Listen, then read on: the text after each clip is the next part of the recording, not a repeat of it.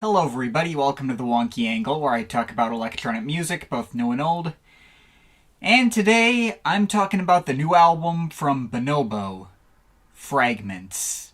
Well, it's been a minute since I last did a video on Simon Green. I can't imagine many of you need an introduction to him, but I've been a fan of this guy for years. He's one of the big Ninja Tune veterans, probably the one that most exemplifies what I tend to expect out of the label as a whole, in his mix of light jazz breaks and indie singer guest appearances. And he's become super popular over the past decade, going from a small-time instrumental hip-hop producer to one of the most easily recognizable downtempo artists ever, who just got 2 songs nominated for a Grammy at once. In one breath, I don't think I'd blink if you told me you thought Bonobo was dreadfully boring.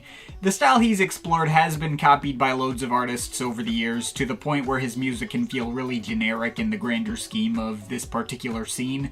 But at the same time, I don't think there's anyone who makes better generic downtempo of this particular style than he does. His stuff may be kind of formulaic and predictable, but there's always a baseline level of emotional resonance and sonic texture in all the various ways he incorporates samples, synths, and live instrumentation. His breakout album Black Sands from 2010 is a bona fide 9 out of 10 classic and some of the best chill jazz breaks I've heard in my life. I've already marked it as both a personal favorite of all time and one of the best albums of the entire 2010s decade. I also love his 2003 album, Dial M for Monkey, and have come back to this one all the time. And heck, after enough years of growing on me, I think both of his last 2 albums, The North Borders and Migration, would probably scrape into 8 out of 10 territory for me as well. His 2006 album, Days to Come, is just alright with a few really solid moments, and his debut, Animal Magic from 2000, is an album that exists, but never mind that. He's got a pretty solid track record, all things considered. I wasn't following all the pre-album singles for this thing, but once it was announced, I was definitely looking forward to it, as I would be for any new Bonobo album. Figured I knew it more or less exactly what it was gonna sound like, but figured I would enjoy it. And I will admit that Fragments has been a particularly weird one for me to parse.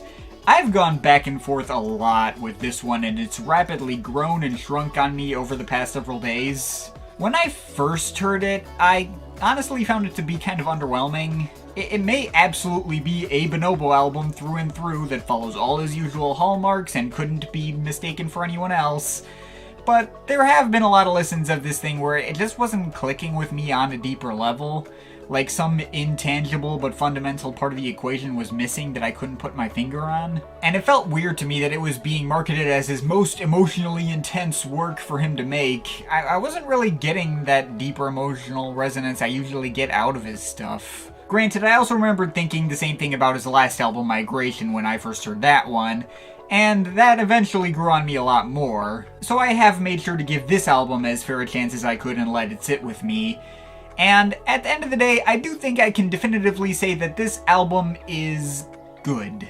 I have generally enjoyed it enough to co-sign it and recommend it to all his usual fans. If you've liked Bonobo in the past, you will like this album as well. But I also don't think it measures up to his last 2 albums quality-wise, and if you were never on board with Bonobo to begin with, I think this album is likely to just reconfirm all your most uncharitable takes on him. I do think that Fragments is probably his most generic and least well-textured album, possibly to date. Something about the approach he went with feels marginally watered down to appeal to an even wider audience.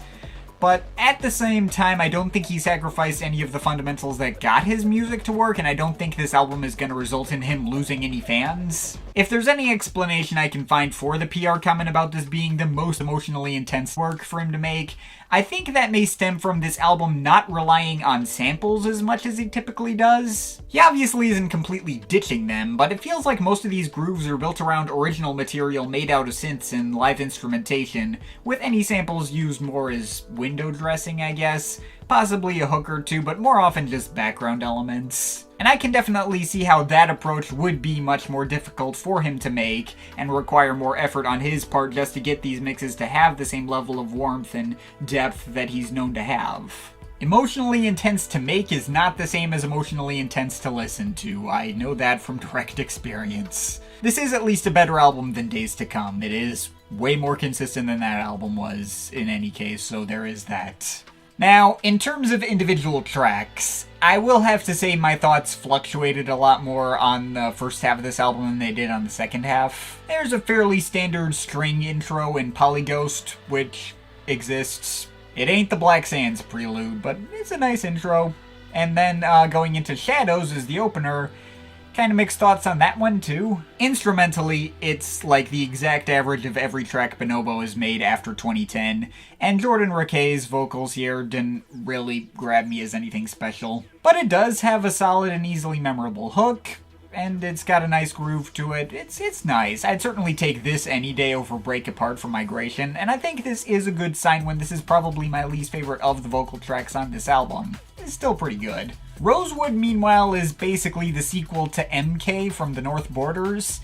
I don't think its mix of barely present pianos, synth arpeggios, and pitched up vocal samples is as catchy as that cut, and once again, this feels like it could be the exact average of everything Bonobo's ever made. But even if I think he's done this exact formula better many times elsewhere, it's still really nice for what it is and delivers on all the warm vibes you'd want. It does put me in a better mood whenever it comes up. Otomo with O'Flynn, meanwhile, is definitely not just a standard copy of formulas Bonobo's done a million times. I've seen this cut described as the biggest banger he's ever put together, and it might possibly be. Granted, that's not really saying much. Bonobo's appeal has never ever been about bangers. But Otomo does legit feel like it could fit really well in like a festival stadium kind of setting. All those samples of gospel choruses or whatever providing a lot of really solid build up to an actual drop section that has lots of jangly percussion and intense bass. It does go pretty damn hard by his standards. On first listen, this was easily my favorite track on the album, but it weirdly got diminishing returns the more I listened to it. I think that first listen set my expectations too high, and then I kept wanting to judge it as if it was this big, exciting and energetic album centerpiece, and it's not that. At the end of the day, this is still Bonobo, and there's only so hard you can reasonably expect him to go. This is still a cut primarily focused around chill vibes and atmosphere and sounding pretty above all else, even with the stronger dance grooves. It's kind of more like a one-off point of interest than something the album centers itself around. So, it's still a highlight for me, just not as major a highlight as I thought it was gonna be when I first heard it. Tides with Jamila Woods is a nice vocal cut that airs much more on the lower key side. Was never either a big standout or a low point. It's emotional, it's catchy. I liked it when I first heard it and enjoyed it the exact same amount every time it came on. It's good. All the vocal cuts on this album are really solid, by the way. I think this is the most consistently I've enjoyed all the vocal cuts on a Bonobo album. But from there, we do get a bunch of instrumental cuts in a row. I do really like Elysian and all its layers of warm orchestral builds, even if I didn't always notice it was there. Can feel both very light and laid back, but also emotionally resonant and dramatic, depending on how closely I'm paying attention to it, I guess. But I did not really care for Closer. This is basically like Rosewood again, but less catchy, more lifeless, and dragged out. Really only served to make the album feel samey and run together for me. It felt like a generic Bonobo cut that didn't have enough personality of its own. It didn't stick out to me enough for me to want to hit the skip button when it came up, but it is one of the least interesting cuts he's put out in a while. Thankfully, after this point in the album, the experience does markedly pick up for me. Age of Phase may almost perfectly transition out of Closer, and on some listens may have blended into feeling like the same track, but this was a far stronger and better textured cut.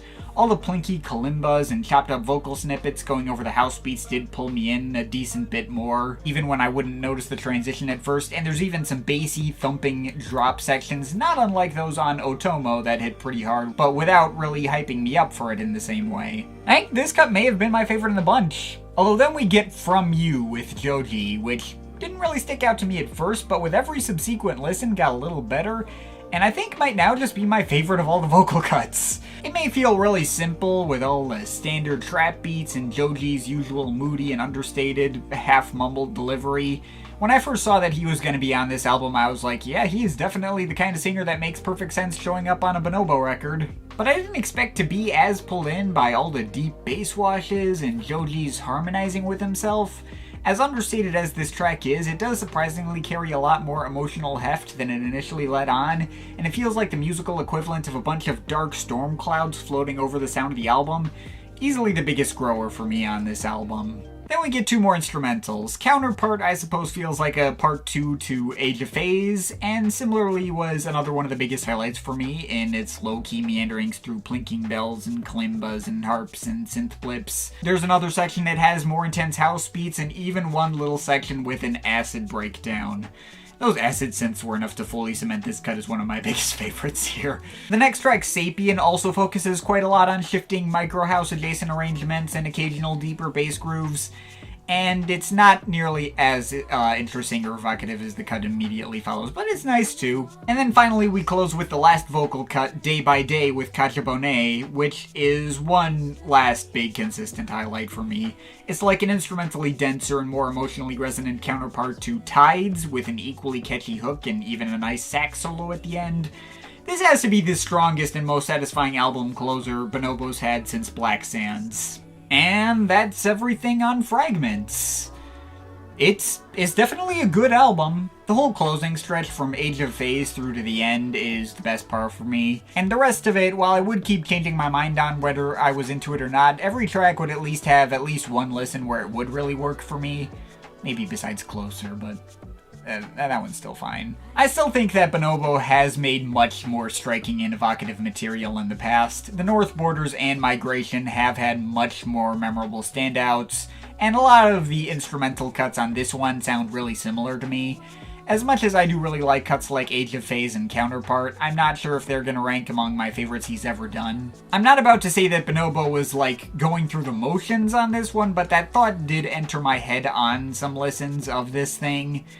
But even with all my gripes and that odd feeling of hollowness I got sometimes, I did still enjoy this album for what it was. Anytime I went in expecting to love it, I would get let down, but anytime I went into it expecting it to be a snooze fest, I'd end up getting into it a lot more. It's not going to be a year-end list contender, and I can't rank it among his best work, but Bonobo is still executing the same formulas as well as he always does, and in such a way only he could do. If you gave this album to me completely blind, I'd immediately and confidently know who made it from the first note that Jordan Rakei sings. And there is something to be said about that too. So take that all as you will. Fragments is definitely not a great album, but it is by all standards a good album, and I can give it a 7.3 out of 10. But of course, it's just my opinion. You can feel free to disagree with it, but I'd like to hear your thoughts, so leave the comments in the comment thing down there. Shout out to my Patreon supporters, they're awesome people. You want to add yourself to that list, links to my Patreon is in the description. But yeah, that's pretty much it. That's all for today. See you next time.